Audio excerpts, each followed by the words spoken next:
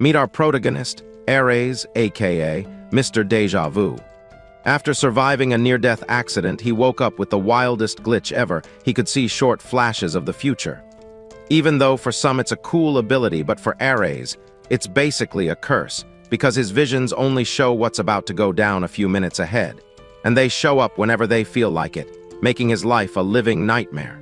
One day, Ares was standing by the side of the road, lost in thought, when he spotted a pretty girl about to cross the road right into the path of an oncoming car.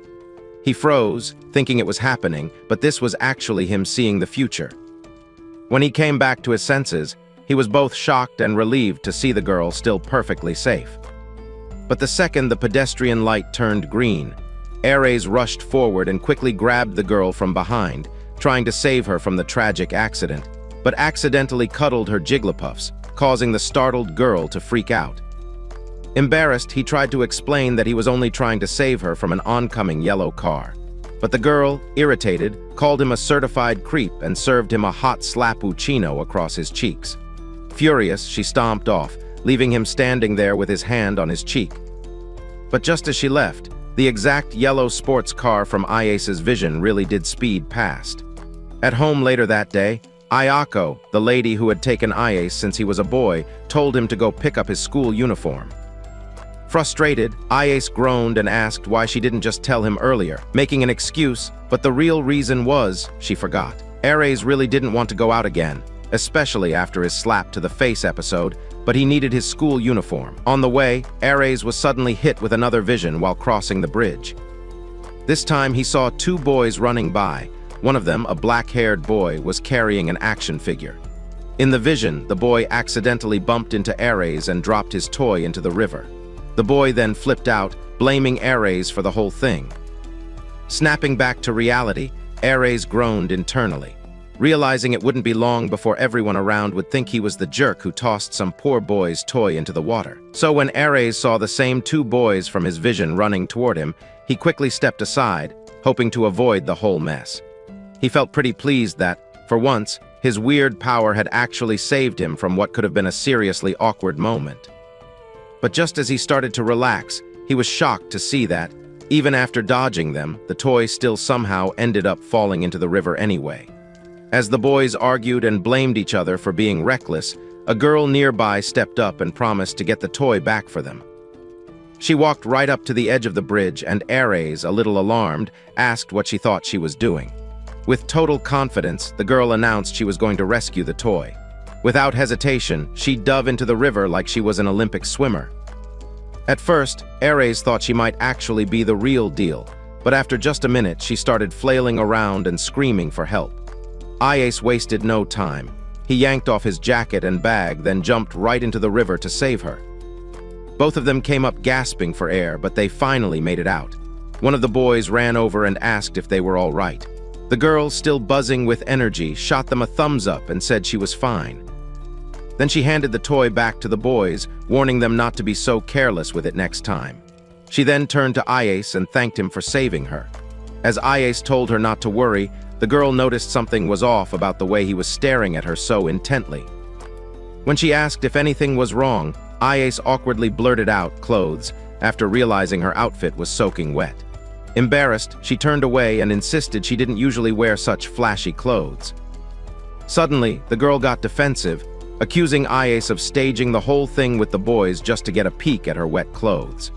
Ayase denied it faster than Eminem drops a verse and quickly offered her his jacket, saying she could return it later. Before things could get any weirder, he made a speedy exit. Watching him leave, the girl realized he really had helped her, despite all the misunderstandings. It even reminded her a little of her brother, and she found herself hoping they'd meet again someday. When Ayase finally made it home, Ayako asked why he was soaked just from picking up his uniform. Ayase just ignored her. Now, with all the recent weirdness, he was even more anxious about what his new school life would be like. Still, he tried not to overthink it and just went to bed. The next day at school, the girl from the accident, Yuri, sat in class, still fuming and wishing she'd slapped that grabby idiot one more time for what he did. Just then, Nanami, the girl from the bridge, walked in and noticed how mad Yuri looked. Yuri started venting about how she'd been harassed by Mr. Grabby Hands in broad daylight the day before. Nanami was instantly fired up, declaring it totally unforgivable and swearing to help Yuri get even with the creep. But before they could launch their revenge plan, the teacher came in and told everyone to settle down, making Nanami take her seat. Once the class was quiet, the teacher announced a new transfer student and called him in. Ares nervously walked into the classroom and introduced himself. The moment Yuri spotted him, she recognized him as the degenerate from yesterday and shot to her feet, absolutely raging. Ares instantly recognized Yuri as the girl he'd saved and gotten slapped by the day before. He was super confused, wondering why on earth she had to show up here of all places. Then he realized, unlucky for him, they were in the same class. The teacher noticed Yuri glaring at Ares like he was a pile of garbage and asked if she already knew the new guy. Yuri shot back coldly, saying she didn't know the perv. Her savage reply made the teacher chuckle, joking that it sounded like the start of a rom-com. Meanwhile, Ares stood there, totally clueless and not understanding what the teacher was even talking about. Ever since that morning when Ares first met this teacher in the staff room, he'd gotten weird vibes. She kept mumbling about romantic comedy developments, and Ares was pretty sure a few screws were loose upstairs. After introducing him to the class, the unhinged teacher went out of her way to seat him right next to Yuri. As he sat down, Ares could feel Yuri's glare stabbing him in the side. But when he finally glanced over, he realized something he hadn't noticed before. Yuri was seriously a 10 out of 10 hottie with a knockout figure. On any other day, he'd be hyped to sit next to a Riz princess like her, but at that moment, absolutely not. This was a nightmare situation. Unable to tolerate the intense glare any longer, Ares finally broke the silence and asked her to stop staring at him like some jealous ex. Yuri instantly snapped, furious that this creep had the audacity to talk to her after getting all touchy-touchy the day before. Ares tried to explain it was just a misunderstanding and he only wanted to save her from an accident, but Yuri wasn't having it. She demanded a better excuse. Ares considered spilling the beans about his weird future-seeing ability, but knew there was zero chance she'd believe him. So he just let it go. It sucked to already be on someone's hate list his first day at a new school, but honestly, Ares was pretty used to being on his own by now. A few hours later, the teacher announced the end of homeroom, and everyone headed out for lunch, including Yuri. Ares, honestly, was just relieved that his dumpster fire first day was already halfway over. But then, the boy sitting in front of him spun around with a grin and teased Ares about the death glare he'd been getting from Yuri. He wanted to know what Ares had done to earn such cold treatment. Before Ares could answer, the boy introduced himself as Sasayaka Sasuke and pressed again, asking what Ares did to get on Yuri's bad side. Instead of explaining the whole story, Ares just asked if Yuri was really that popular. Sasuke confirmed it. Yuri was basically the hottest girl in school, the black-haired beauty admired by every simp for her cool, Ice Queen vibes. Surprised, Ares quietly told Sasuke about the incident from yesterday, admitting he'd accidentally hugged Yuri, but he left out the whole saving her from danger bit and just said it happened because he tripped. Just then, a girl called out to Ares. It was Nanami, the same girl who'd nearly become fish food in the river yesterday. Sasuke was shocked seeing Nanami talk to Ares on his first day and demanded to know how he was already on a first-name basis with both of the school's top-tier beauties. Before Ares could explain, Nanami thanked him for saving her and accidentally blurted out that he might have seen her underwear. Realizing what she just said, she quickly cleared things up, saying there was absolutely nothing spicy between them. Sasuke immediately freaked when he heard the underwear bit and pressed Ares for the details. But before Ares could even open his mouth, Yuri overheard the word underwear and leveled up her suspicion. Now she was fully convinced Ares was the school's #1 creep. Nanami tried to explain, but Yuri just shut her down, telling her to go back to her seat before the weirdo strikes again. Ares wanted to clear up the whole mess, but could only facepalm when he didn't even get the chance. After school, Sasuke offered to walk him home, and Ares agreed. On the way, Sasuke just wouldn't stop hyping up how legendary it was for Ares to be on speaking terms with the two most popular girls in school.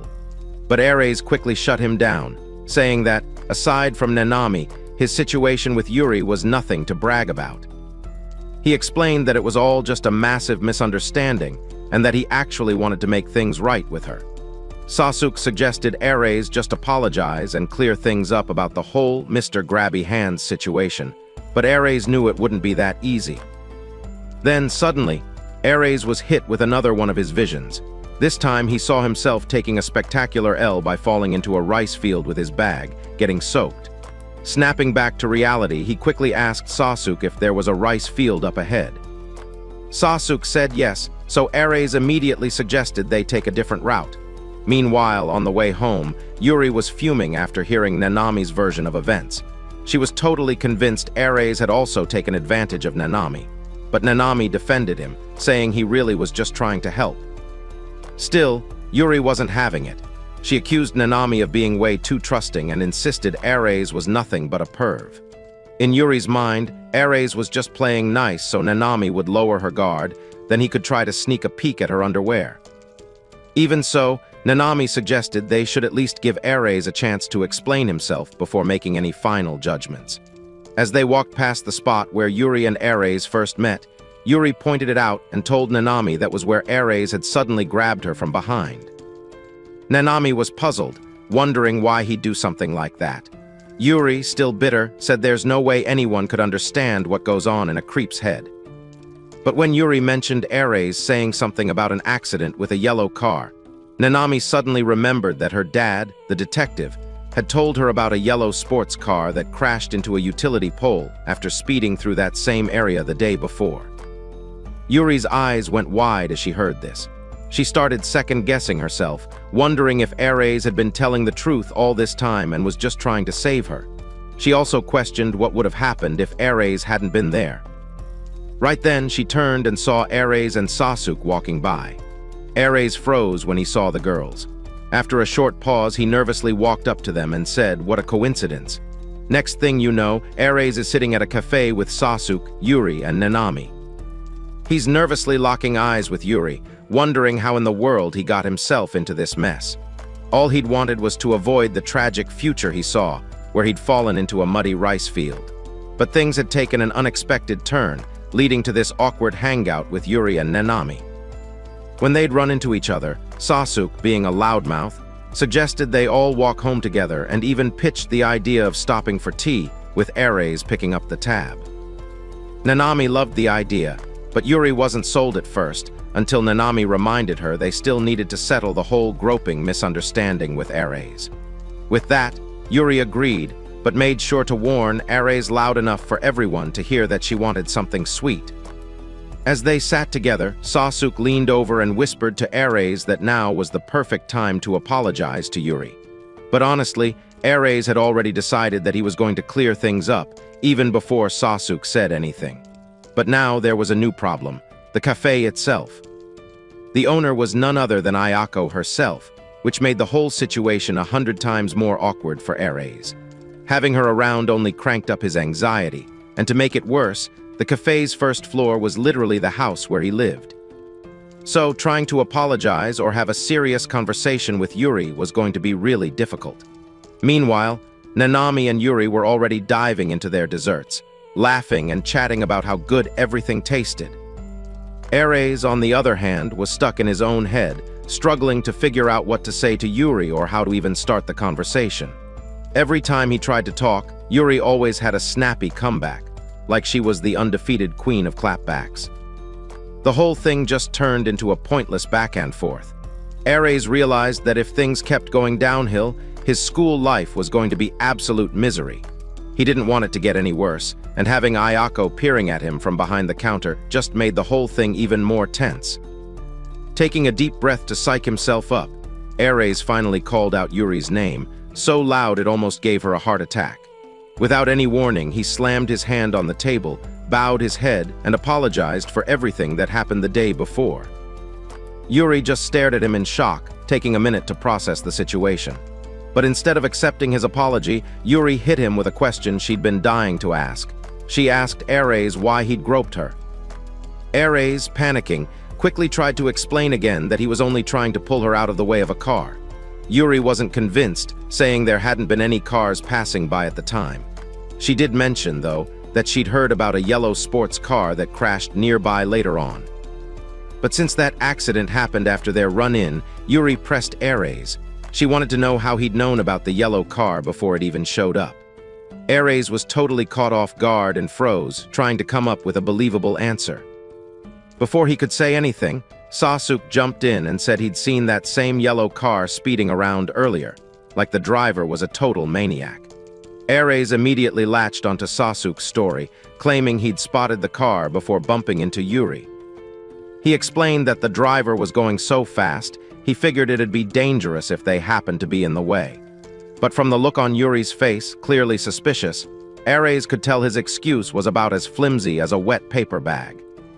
After a moment, Yuri sighed and said she'd let things slide for now. Ares was honestly shocked he'd managed to settle things at all and thought maybe, just maybe, tomorrow could finally be a drama-free day.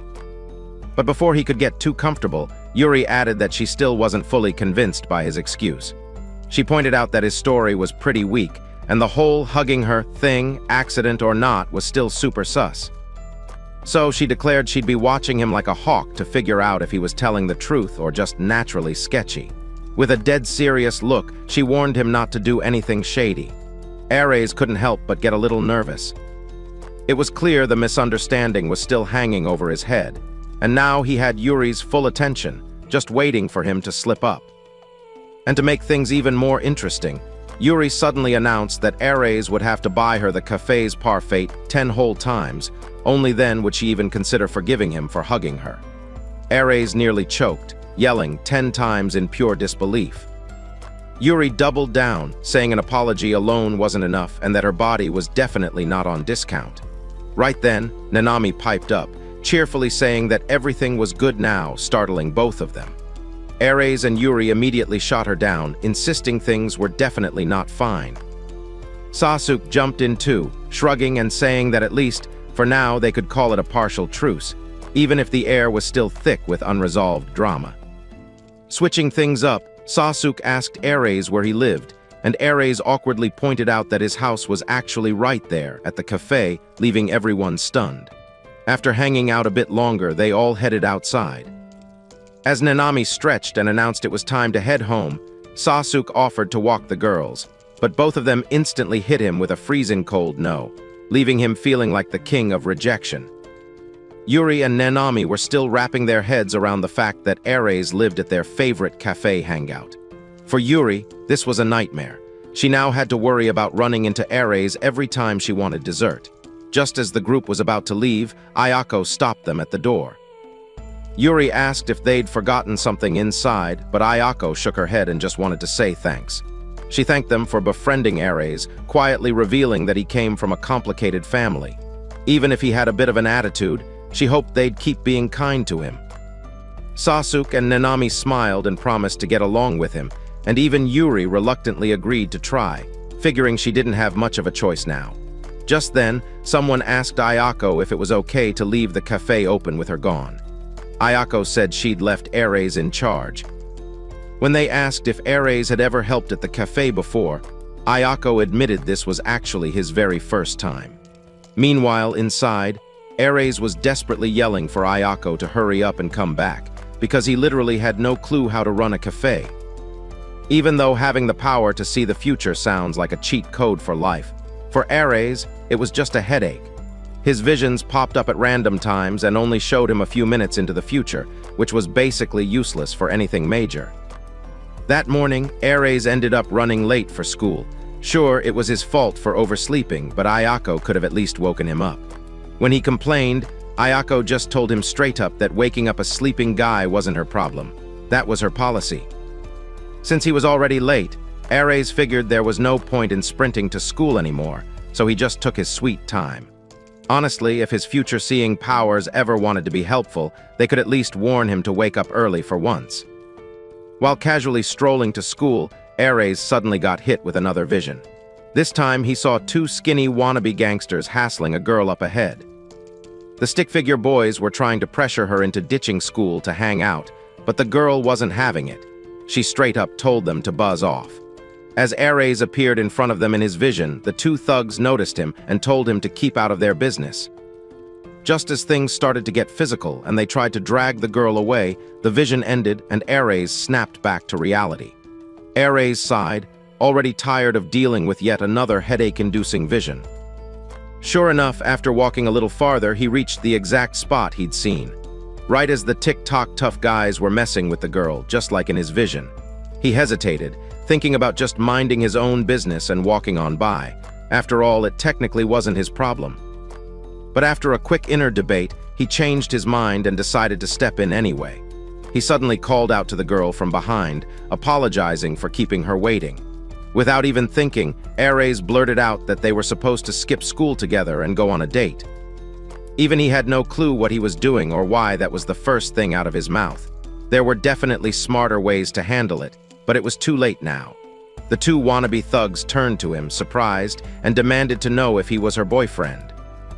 Ares just stood there, silent and awkward because in reality, he didn't even know the girl's name. But then, to his surprise, the girl rolled with it. She grabbed his arm and scolded him for being late, pretending like they really were a couple. She complained that his tardiness was the whole reason these two weirdos were bothering her in the first place. Ares was completely speechless. He had no idea what was happening anymore. But the girl wasted no time and quickly told him to get moving. When the wannabe thugs tried to block their escape, the girl shouted for Ares to hurry up and run.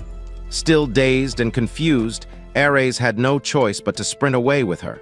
Later, they ended up catching their breath under a bridge. Ares, panting, admitted he never thought they'd actually have to break into a full-on sprint. He was exhausted. The girl apologized with a smile and thanked him for stepping in, but Ares just sat there, not really sure how to respond. Then she turned to him and asked why he'd helped her.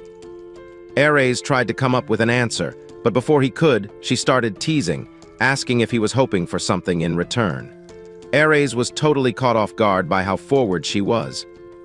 She scooted closer, put her hand on his thigh, and with a smirk, thanked him again for saving her, then boldly told him to get jiggy with her. Ares was so stunned by her move, he almost creamed his pants right there. But before he could even stammer out a reply, the girl laughed and said she was just kidding. She cracked up at how edgy he got, then stood up and said they should get going. Still flustered, Ares asked where exactly they were supposed to go now. The girl grinned and reminded him that, by his own words, they were supposed to be skipping school for a date. She finally introduced herself as Bayashi, and Ares introduced himself back. Bayashi looked around, unimpressed with the area, and suggested they hop a train to the next town instead. Ares, still in shock, realized he was about to go on his very first date completely by accident. When they got to the next town, the first thing they did was grab some crepes. Bayashi was having the time of her life, laughing, smiling, just totally vibing, while Ares was hanging on by a thread, trying to act normal. After getting some drinks, Bayashi said she wanted to shop for new clothes, and while they were at it, she spotted a photo booth and dragged Ares in for a picture to commemorate their date. She was clearly enjoying every second, but Ares just felt more and more worn out as the day went on. Once the shopping spree ended, Ares glanced at the pile of bags and asked how Bayashi planned to haul them all. She shrugged and said not to worry, she'd just call a taxi. Remembering there was a taxi stand nearby, she suggested they just head over. Watching how easily she spent money without thinking much, Ares couldn't help but wonder if Bayashi was secretly Elon Musk's lost daughter or something. As they headed toward the taxi, Bayashi suddenly asked what year Ares was in. He told her he was a second year, and she seemed surprised they were the same age. She admitted she hadn't recognized him before, thinking he might be a newbie. Ares explained that he'd just transferred last week. Bayashi quickly put two and two together and realized Ares was the rumored transfer student everyone had been whispering about. When Ares tried to ask what kind of rumors, she dodged the question, promising to spill another time. When they reached the taxi, just before getting in, Bayashi told Ares not to be shy if he saw her at school. She leaned in close and whispered in his ear that, if he ever wanted, she'd help him graduate from being a lonely virgin. With that, she grinned, hopped into the taxi, and left Ares standing there, totally frazzled and questioning all his life choices. Meanwhile, after getting out of the taxi, Bayashi pulled out the photo they'd taken together. Smiling, she thought about how much fun Ares was to mess with. She laughed again at the memory, but deep down, she knew he was actually a solid guy. As she headed toward a nearby skyscraper, she quietly wondered if they'd bump into each other again at school. The next day at school, Sasuke came up to Ares and asked why he'd skipped class the day before. He teased him, warning not to come up with some wild excuse like hanging out with a girl. Ares immediately stiffened, since that was literally what he'd done. But too shy to admit he'd spent the day with the mysterious Bayashi, he just said he'd slept at home all day. As they walked together, Sasuke kept ranting about how awesome it'd be to randomly meet a cute girl. And as if on cue, he suddenly bumped heads with someone while turning a corner. Annoyed, Sasuke told the person to watch it, only to realize it was Bayashi. Ares' eyes went wide in surprise, and after briefly locking eyes with him, Bayashi quickly bolted down the hall. Sasuke couldn't help but be surprised, joking that Ares somehow had the magical ability to make Bayashi run for her life. Curious, Ares asked if she was some kind of celebrity.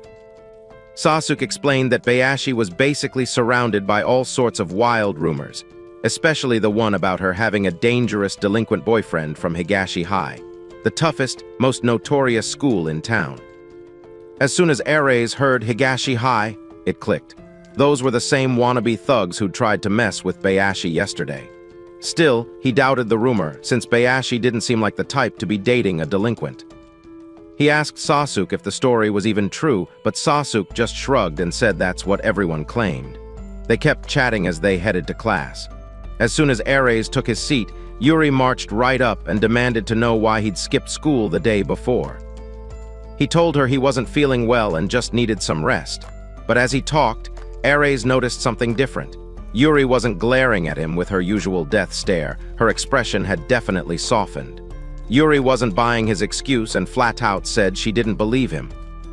When Ares asked why she even cared about his absence, Yuri snapped back that it actually made things difficult for her. Confused, he asked what she meant, and Yuri huffed that she'd had to do all the health committee work by herself while he was gone. Ares was totally confused. He didn't even remember signing up for any committee.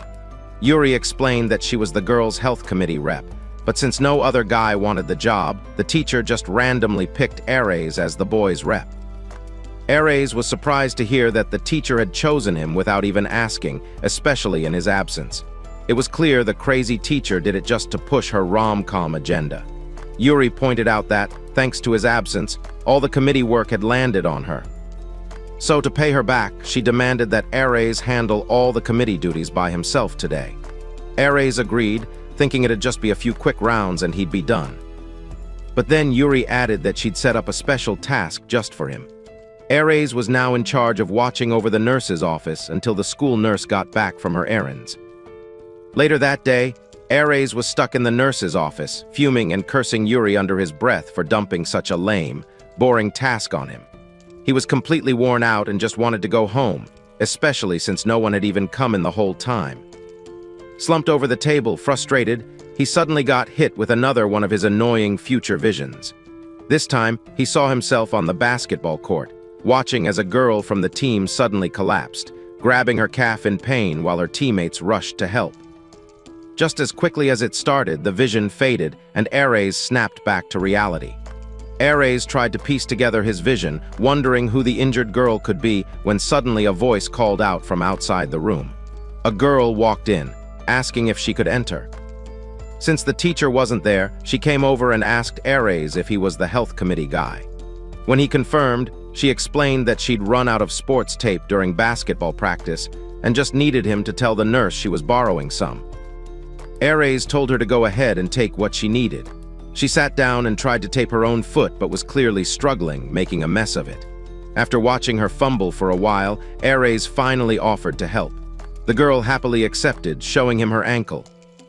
Ares instantly regretted volunteering, realizing he'd have to actually touch her leg, but after battling his nerves for a few minutes, he managed to wrap her ankle pretty clean.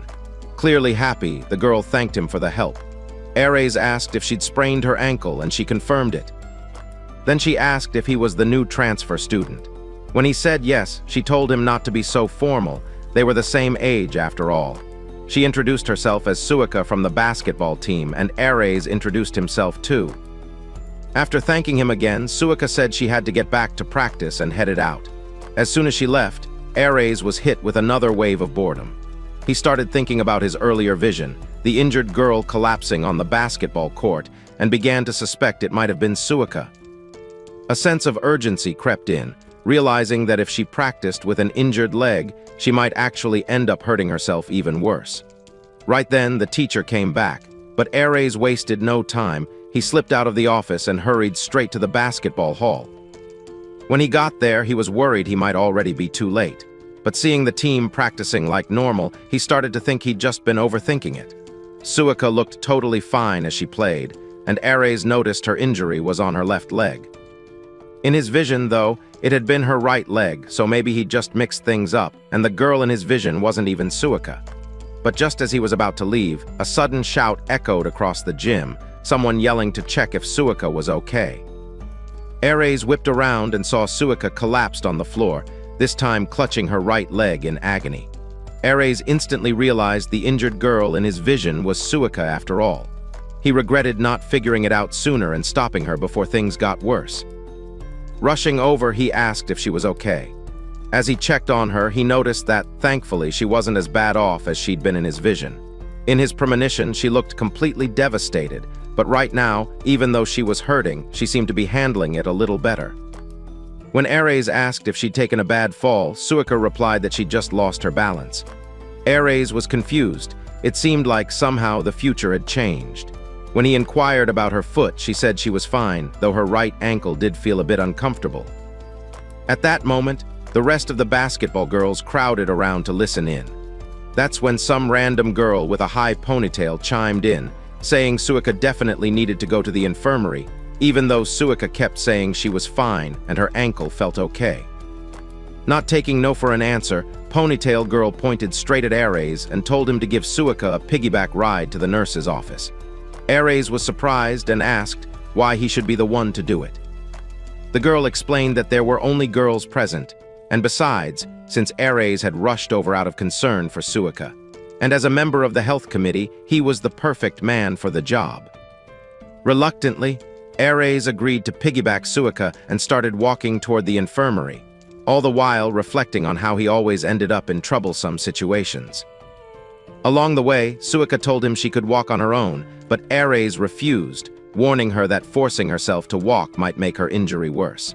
When she nervously asked if she was too heavy for him, Ares reassured her he was perfectly fine carrying her. Suika then apologized for putting Ares in such an awkward spot, and Ares apologized right back for butting in on their club's practice. But Suika brushed it off, saying he hadn't done anything wrong. In fact, she was the one making him do the heavy lifting. As they continued, Suika started to open up to Ares on a more personal level. She admitted she never really felt all that feminine, and even the boys in her class just treated her like one of them bros. She didn't totally hate it, but sometimes she secretly wished people would see her as a baddie, not just as the resident alpha male.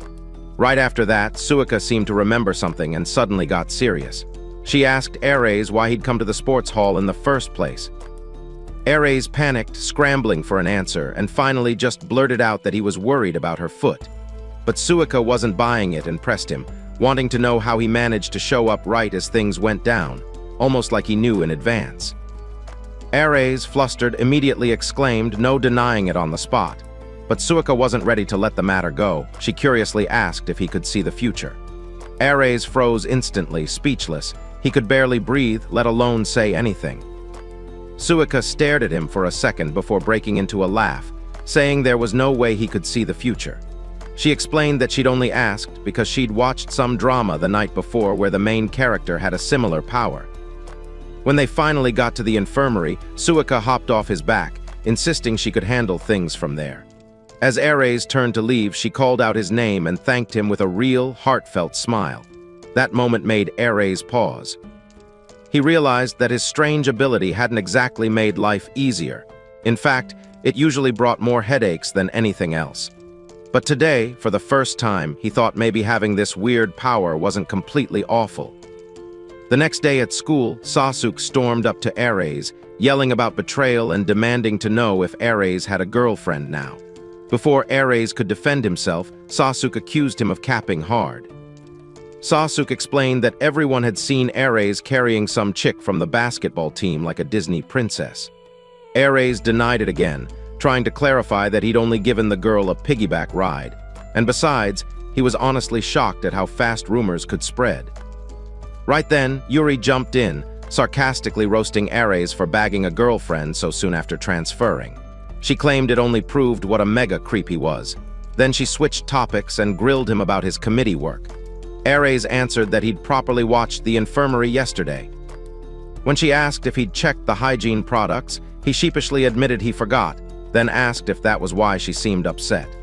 Yuri went quiet and Sasuke leaned over, whispering in Ares' ear that he was a clueless idiot, because Yuri was clearly just being Yandir jealous. After a short, awkward silence, Yuri scolded Ares for skipping his committee duties while still having the nerve to go around princess-carrying random girls. She said anyone would get annoyed if their partner bailed on their half of the work. Ares tried to explain himself, but Yuri cut him off, insisting she didn't care who he dated. She just expected him to actually show up for the committee meeting at lunch. When Ares complained that he always seemed to be the only one at those meetings, Yuri flatly told him it was payback for skipping school 2 days in a row. Ares pointed out that committee meetings were supposed to be once a month, but Yuri explained this one was special, for an upcoming event happening the following week. Still confused, Ares turned to Sasuke and asked what was happening next week. Sasuke grinned and thanked him for asking, then hit him with the big reveal. The school was doing a mountain climbing trip. The day of the outdoor school trip, mountain hiking, finally arrived. Sasuke immediately noticed Ares' miserable face and asked why he looked so dead inside. In return, Ares questioned why Sasuke was so overly hyped about mountain climbing. For the event, each class had been divided into groups, and each group was assigned to head toward designated checkpoints. As the hike kicked off, Ares couldn't help but notice that, even though this was supposed to be a chance to mix with new people, he was still stuck with his same squad: Sasuke, Yuri, and Nanami. After a while, Yuri started scolding the boys for trailing behind, demanding to know why they were slower than a BBL patient. She snapped that, at this rate, they'd never reach the checkpoint on time. Nanami then asked if the guys were tired and offered to stop for a break, but Yuri insisted the boys were just lazy and needed to move their badonkadonks. Ares found mountain hiking miserable on its own, but adding group drama made it way worse. Suddenly, Nanami pointed out a girl ahead who seemed to have gotten separated from her group. This girl was none other than Bayashi, Ares' second headache of the day. Even though she was from another class, their paths kept crossing in weird ways. Turns out, the reason Bayashi landed in Ares' hiking group was because of his homeroom teacher. Right as the hike began, the teacher pulled Ares aside and asked if he knew Bayashi. When he admitted he kind of did, the teacher got all starry-eyed about their love comedy vibes. She begged Ares to look out for Bayashi, since she tended to isolate herself. The teacher's rom-com obsession left Ares no room to argue, so he got stuck with the job, like it or not. Now, Bayashi was in their group but was clearly drifting away from everyone and chose to stay right in front of them. Ares faced the tough decision of how to bring her closer to the group. Nanami also expressed concern about the girl being alone, but Yuri bluntly said to leave her be. Nanami tried to nudge Yuri to be a little friendlier, but Yuri flat out said Nanami was the only person she cared to be friends with. Ares was concerned about Bayashi and wanted to include her, which angered Yuri, who immediately began protesting the idea of Bayashi joining their group. But before she could say more, Nanami enthusiastically agreed and rushed over to talk to Bayashi. Ares felt relieved, thinking he'd just dodged an awkward bullet. If Bayashi turned them down, at least they could tell the teacher they tried. But then, out of nowhere, Bayashi turned, looked Ares straight in the eyes, walked right up to him and asked him to take care of her. The whole invite Bayashi in plan had unexpectedly worked, but now the group vibe was officially tense, with Bayashi hanging close to the guys and totally ignoring the girls. After a while, Bayashi complained that her legs had gone numb and muttered that she wouldn't have come if she'd known it would be like this. Nanami, trying to ease the mood, agreed that hiking was tough and kindly offered for Bayashi to join them so they could chat as a distraction. But Bayashi coldly walked past her and warned her to stop with the fake friendly attitude. Bayashi's rudeness immediately set Yuri off. She yelled at Bayashi, saying she shouldn't act that way toward Nanami, especially after Nanami had taken the time to let her join their group. But instead of apologizing, Bayashi shot back, saying that she never asked to be included in the group in the first place. Sensing things were about to go nuclear, Ares quickly stepped in, urging everyone to stop. Bayashi then turned her aggression on him, demanding to know whose side he was on. Ares tried to keep the peace, insisting he wasn't taking sides, but Yuri wasn't having it. She snapped that she didn't care whose side he took, but warned him that if he chose Bayashi, he'd better watch out. Everyone knew Bayashi was the queen of players, swapping boys out like used tampons. Yuri told Ares straight up that Bayashi would just use him and toss him aside like yesterday's trash. Hearing this, Bayashi turned and started walking away, saying it was obvious her presence wasn't wanted. Just as she left, Nanami volunteered to go after her, but Yuri, still angry, told her to leave the flirt tramp alone. Nanami, now fed up, grabbed Yuri's hand and shouted at her to stop already, saying she'd gone way out of line with the harsh things she'd said to Bayashi. Ares then stepped in, saying he would go after Bayashi himself since she couldn't have gone far. As he started searching, he silently grumbled about how this whole thing was a pain.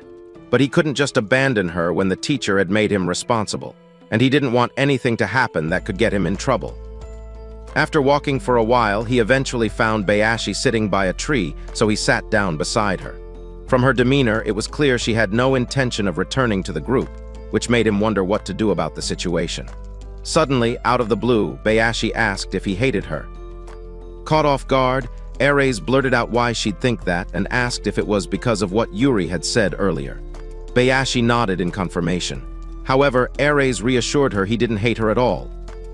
When she pressed him for a reason, Ares explained that from the way she acted and carried herself, she was exactly who he expected, so there was nothing to judge. He told her all the crazy rumors about her seemed fake to him anyway. Ares even remembered his vision where Bayashi genuinely looked uncomfortable with those guys hitting on her. That alone proved she wasn't who people made her out to be. He finished by telling her that he didn't care if she toyed with boys or not. She should just live her life however she wanted. He said he never bothered with other people's opinions. That was his own principle for living. Bayashi looked at him, almost amused, and said he was kind of weird and she'd expected a more clever response from him. Ares just shrugged and admitted cheering people up wasn't really his thing. Bayashi's mood lightened a bit. She sighed and said maybe they should head back since she didn't want his friends gossiping about him, and Ares agreed. But suddenly she gave him a mischievous smile and teased that, since they were alone, maybe they should do something nice. Ares, totally blindsided, froze up. Bayashi burst out laughing, revealing she was just joking and calling him out for being such a hopeless virgin. Flustered, Ares stammered that anyone would have reacted that way. As they started walking back, Ares asked her to try being a little nicer to the others, and Bayashi replied that she'd think about it. For the first time that day, Ares felt a bit of relief, hoping no more problems would arise. But as soon as they returned, Sasuke ran up, panic written all over his face, and told him that Nanami was now missing. Meanwhile, Nanami found herself in the middle of the woods, with absolutely no idea where she was. Earlier, she'd separated from the group when she decided to chase after Bayashi, even though Ares had already gone after her. Sasuke had tried to stop her, but Nanami was determined to find them.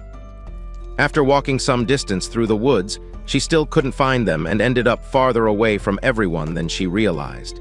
She started to wonder if she'd missed the path and decided it was best to head back. But as she started walking, she accidentally tripped and fell, spraining her knee. With a sad look on her face, Nanami was frustrated, wondering what the heck she was doing.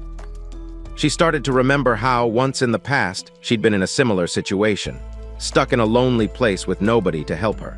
Lost in that sad thought, she suddenly heard someone calling her name in the distance. She turned and saw a faint, shadowy figure asking if she was okay. As her eyes finally cleared, she realized it was Ares who was asking if she could hear him. Ares walked over to where she was sitting on the ground and told her that Bayashi was back with the others and everyone was worried about her, especially Yuri. When Nanami apologized for making everyone worry, Ares brushed it off and told her he was just glad she was safe. Nanami's heart skipped a beat when she heard this. Ares then suggested they head back to where the group was, and she agreed. As they walked back, Nanami was lost in thought, realizing that whenever she talked with Ares, her heart seemed to beat unusually hard. Just then, Ares snapped her out of it by asking her to walk closer to his side. He explained that the path she was on looked a bit damp and might be slippery. Nanami thanked him and did as he instructed. As she walked, she reflected on how kind Ares was. She remembered the first time they met at the bridge when Ares had dived into the river to save her. And now, once again, she was being rescued by him. Suddenly, Ares grabbed her hand and pulled her closer into an embrace. She immediately became flustered, and Ares, just as surprised, froze in shock. He quickly pulled away and apologized, explaining that he saw her drifting toward the slippery side of the path and thought it looked really dangerous. Nanami smiled and thanked him. Ares then suggested they keep walking. After a while, they finally met up with the group. The moment Yuri saw Nanami, she ran up to her and hugged her, thanking God she was safe. When Nanami apologized for making them all worry, Bayashi also apologized for her bad manners earlier. She promised to be more considerate and asked if they could all get along until they reached their destination. Nanami agreed, but advised her to try talking to everyone and not keep to herself. Ares noticed Yuri staring at him strangely and asked what was wrong. Yuri shyly thanked him for saving Nanami, but then demanded to know if he'd done anything suspicious to her while they were alone. When Ares denied doing anything to Nanami, Yuri turned to Nanami and asked if it was true that Ares hadn't done anything. Nanami, a bit taken aback by the question, immediately thought about the accidental hug they'd shared, but with a blushing face, told Yuri that Ares did nothing to her. Yuri stared at her intently and noticed how red her face was. In disbelief, she turned back to Ares and demanded to know what the heck he'd done to Nanami. Ares froze and tried to explain that he'd done nothing. Yuri insisted that, judging by Nanami's expression, she doubted it. Soon, Yuri and Ares were arguing about the issue, while Nanami just stood there trying to figure out if her face was red because of the hot weather or for another reason. Several hours later, they finally arrived at the checkpoint. Yuri announced that she and Nanami would handle preparing the curry, leaving Ares with the strenuous task of setting up the tent. Nanami offered to help with the tent, but Ares declined, noting her injury and advising her to stick with helping Yuri. As he moved to the spot to set up the tent, Ares grumbled inwardly about being left alone, wishing Sasuke were around to help. But he remembered that Sasuke had been tasked with gathering firewood for the curry. When he got to the spot, Ares noticed that tents were set up separately for boys and girls, but most groups had both boys and girls working together to set up their tents. Sadly, Ares was left all alone, setting up the tents for his group. Suddenly, he heard someone call out his name. He turned to see Suika, smiling and running toward him. When she got close, Ares remembered the incident on the basketball court where she'd injured her ankle and asked if it was any better. Suika excitedly shook her leg and said she was totally fine now. Then she told him she hadn't been allowed to hike like the other students, but had been dropped at the checkpoint by the teacher in a car. She noticed Ares holding the tent materials and asked if he was going to set up the tents by himself. Before Ares could answer, Suika immediately offered to help. Ares tried to decline, asking if her group didn't need her to help with the curry, but Suika insisted. She said everyone in her group was terrible at cooking, so the others had gone off to eat with other groups. When Ares curiously asked if that was even allowed, Suika said as long as the teacher doesn't know, it's fine. Also, Suika mentioned that Bayashi was in her group, so since she didn't want Bayashi to be left alone, she'd have to help her with the curry later. While Bayashi had gone to get the ingredients, Suika said she had some free time and wanted to spend it helping Ares with whatever he needed. Ares didn't have much choice, so he reluctantly agreed. Suika eagerly offered to help carry the tent materials. Ares handed her some of the load but insisted she didn't need to, since it was pretty heavy. Suika assured him she was fine. Still, Ares felt bad for making a girl carry such a heavy load. Suika was taken aback by Ares calling her a girl. She asked if he really saw her that way and then explained she was used to setting up her own group's tent. She confidently declared she was stronger than most of the femme boys around. Ares told her it didn't matter and insisted that if she wanted to help, she should take the lighter load. When he gave her the lighter stuff, Suika's face brightened and she thanked him. A few minutes later, the tent was set up. Ares was grateful for Suika's help, thanking her and acknowledging that he finished so quickly because of her. Suika was delighted to be of help and told him to call on her anytime he needed assistance. After that, she left for her group, saying Bayashi should be back soon. But just as Suika left, Ares was suddenly struck by one of his visions, but this time, it was so short he didn't even see anything. Snapping back to reality, Ares decided to check on the girls and see how the cooking was going. But when he got there, it was total chaos. The pot of curry was on the floor, soup everywhere. When Ares, shocked, asked what happened, Yuri coldly asked if he was blind, not able to figure it out just by looking. She explained that the fire was too high thanks to Sasuke. Sasuke defended himself, saying she was the one who said she preferred a bigger fire to simmer the curry.